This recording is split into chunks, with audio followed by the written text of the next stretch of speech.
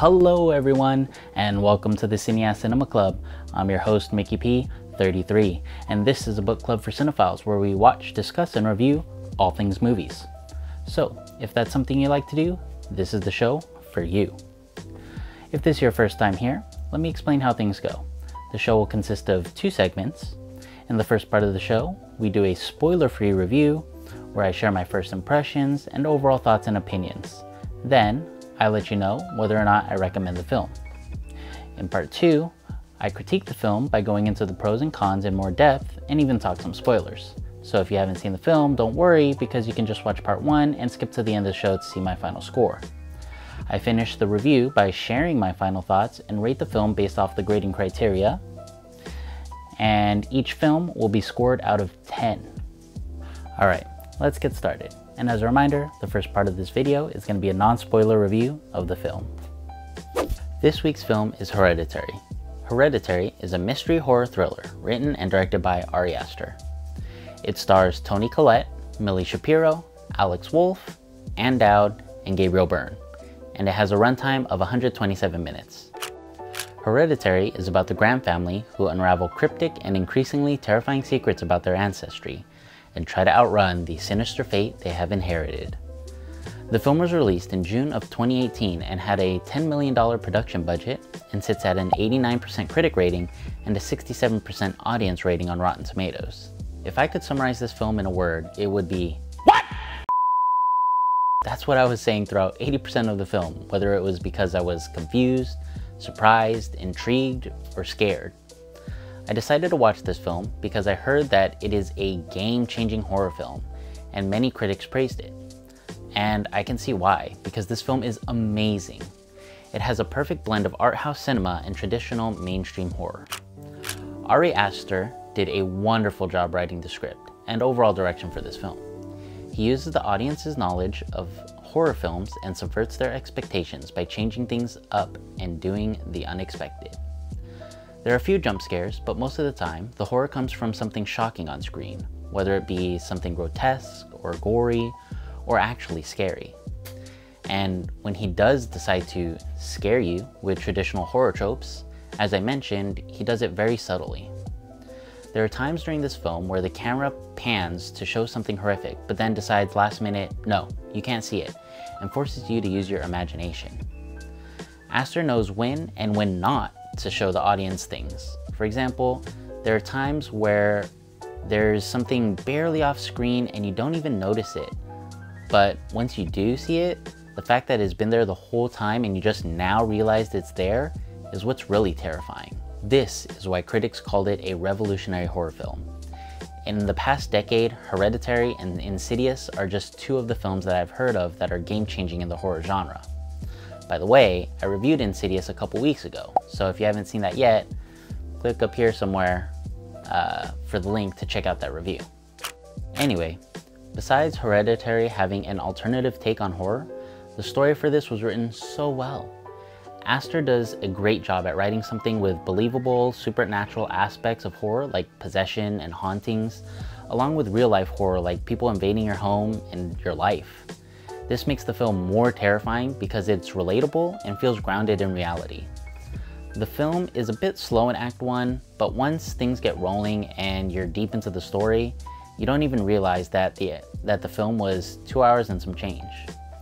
Hereditary balances the genre with things you expect from typical horror films, but also with compelling character drama and an intricate plot.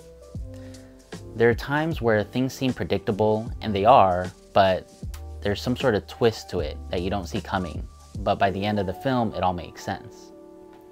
There's a lot of exposition in certain scenes that seem random and fortuitous, but really, they're all just puzzle pieces to the story that you have to put together, and once you hit the end of the film, you see the whole picture.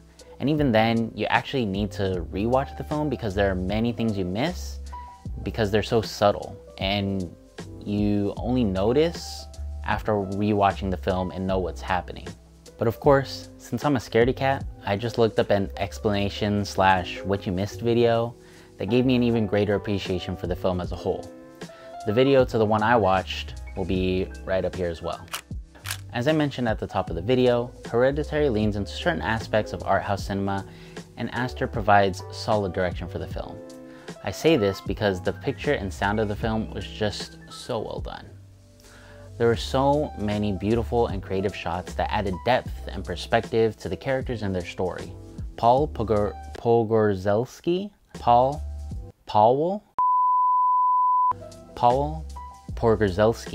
the cinematographer, also worked with Aster on his 2019 film Midsummer, which I have to watch ASAP because I've heard so many positive things about it, and after watching this film, I'm excited to see it. An example of a beautiful shot is one where Colette's character seems to be walking on the ceiling, and one where she's over her son in bed and then he sits up. It's difficult to explain, but if you've seen the film, you know what scenes I'm talking about. Also, the transition shots from the model sets to reality were just so well done, and it makes it even more impressive when you think about their significance and symbolism to the story as a whole. As far as sound, the mixing was a bit weird at times, with music over the establishing shots being way too loud, but overall the score was great. There were those classic violin horror audio bits, and the rest of the score just helped build up tension and anxiety for the film, and it definitely worked. Lastly, I would be remiss if I didn't talk about the performances in this film. Collette is the standout tour de force as the matriarch of the Grant family. The slow, subtle change of her character as she descends into what seems to be insanity is just outstanding.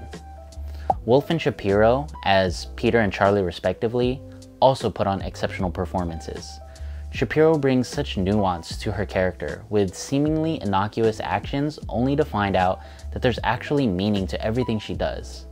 What makes it so surprising is that this is pretty much her breakout role, and she shows the nuance with very little character dialogue. And Wolff, he brings a certain physicality to his character that's unsettling and makes the audience uneasy and uncomfortable to watch. Overall, this film is a near masterpiece of a horror film. It has great story, characters, performance, not to mention that it's beautifully shot and expertly edited in the sound and picture to accentuate the terrifying aspects of the film. I highly recommend this film to everyone. Even if you don't like horror, you should give this film a shot, if not for the compelling story, the great cinematography, or outstanding performances. The list goes on. And if you are a horror fanatic and haven't seen this yet, what are you waiting for? You need to watch this ASAP. I won't be getting into any spoilers in this review, as it's already been quite long and I hit a lot of the talking points that I wanted to get through. Any spoilers would just pretty much be me talking in depth about the plot and ending of the film, which I want to do, but I don't think it warrants its own part 2 in this video. Again, I do really want to talk about the plot and ending of this film and spoilers, so we'll do that tomorrow. So join me tomorrow on my Twitch channel where we do the live show at 12 o'clock, and we'll talk about the plot, story, spoilers, and ending all in depth. So with that being said, here are my final scores for each of the grading criteria. And if you haven't noticed, I combined a few criteria together and added a few more to make the grading more concise and comprehensive, to get all aspects of the film and filmmaking process. Anyways, that brings my final grade for Hereditary to a 9.0 out of 10. Again, this was an amazing film overall and a near masterpiece of a horror film. If you've seen this film, did you think it deserved all the praise it got? If you watch a lot of horror films, did you think it's revolutionary for the genre? Let me know what you thought about Hereditary in the comments down below. Alright, if you've made it this far, thank you so much for watching and supporting the show. It really means a lot to me. Remember, you can join the Cinéaste Cinema Club and stay up to date with what movies you are watching and reviewing just by following Cinéaste Cinema Club on Instagram, Facebook, and Twitter. Again, there you can suggest and vote on what movies we watch and stay informed with the latest movie news. Reviews will be posted to my YouTube channel every Friday at noon. And every Saturday at noon the next day, on my Twitch channel, I will be hosting a companion show where I bring on a guest and we discuss the film in more depth. We talk spoilers, share our thoughts and opinions, just like my video reviews, but the only difference is that because we do the show live, you, the viewer, can share your thoughts and opinions on the film with us. Also, if you don't have time to join in on the live show, you can listen to the audio-only podcast version on Spotify, Apple, and Google Podcasts, or wherever else you get your podcast content. Just search Cinéaste Cinema Club. VODs for the live show will also be on my YouTube channel. Again, all social media links are down in the description below. Let me know what you liked or disliked about the show and how I can make it better.